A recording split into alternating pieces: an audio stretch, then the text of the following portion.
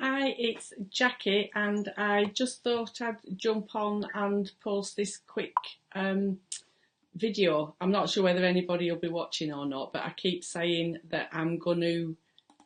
Sorry, I'm on a new program and I'm trying to see what's going on. I keep saying that I'm going to jump on, so I thought I'd just jump on, following on from my show on the radio on Saturday, where I talked about parenting, and a couple of things came up in the show that I thought might be useful in here for me to post as a starting point, really, so that people can comment or ask questions. You can direct message me, whatever you would like to do, really. So the first thing that came up was about communication and how we communicate with our children, particularly once they get to school age. Obviously, talking to younger children and encouraging them to talk is really important. But the way that we listen, active listening, what does that mean, and how do our children know whether we're actually listening to them? And I thought that was really interesting as a topic of conversation. And I hold my hand up. I don't always listen actively to my son. If he's telling me a long drawn out story, I have been known to actually say to hurry up, let's get to the point. I'm tired. The other thing that we do, I talk about having a crystal ball and looking into the future. Sometimes we kind of think we know where the conversation is going to end up.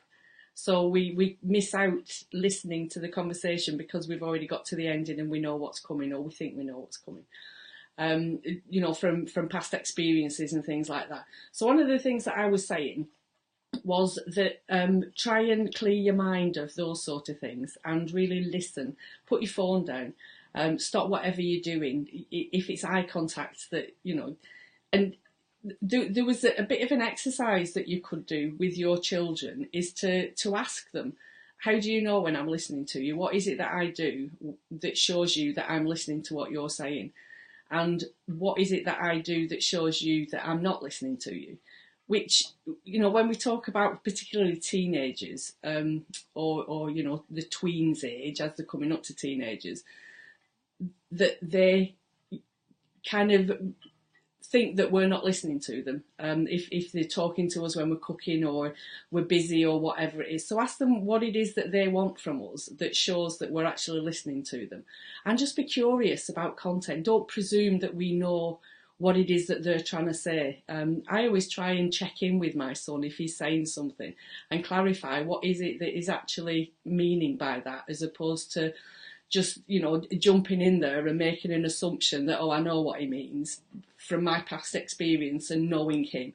In a therapy situation, I find it a lot easier to ask people and to clarify what they mean, because I don't have a background story to it. I don't have history with them. But with our own, we kind of know, or we think we know, what it is that they're trying to say and where they're coming from. So just understand that. The other thing that came up in the show, which I also thought really interesting, was our state of mind, where we are and where they are when we're trying to communicate and have this conversation.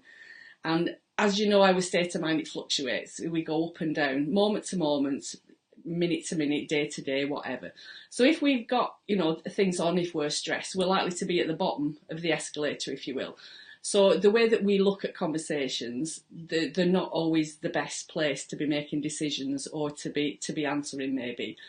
And it's how we articulate that to our children, that, yes, you can tell me what you want, but if you're looking for a decision from me on it, I might not be able to give you that decision right now.